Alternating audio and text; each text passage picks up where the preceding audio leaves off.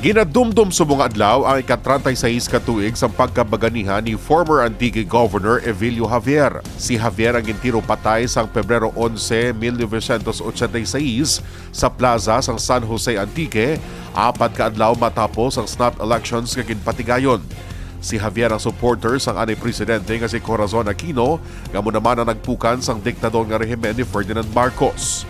Sa idalom sa Republic Act 7601, ang kada Pebrero 11 tag sa katuig ang special non-working public holiday para sa probinsya sang Antique, Capiz, Aklan, Iloilo, lakip na ang syudad. Nagsugod ang ining public holiday sang tuig 1992.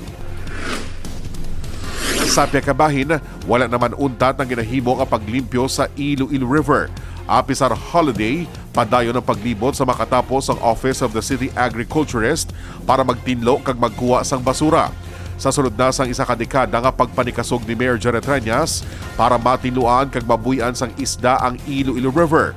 Karon, amat-amat na nga makita ang pagkabuhi sang suba. Tinutuyo sang Iloilo City Government hindi lamang mapatahom pa ang Iloilo River, kundi maging source man sang pagkaon ilabi na para sa mga Ilonggo nga maluyag magpamunit diri. Handom gid ni Mayor Javier mapadayon ang mga programa sa suba, kag siya mismo ang nagpangita sang pamaagi para ini ang mapatigayon.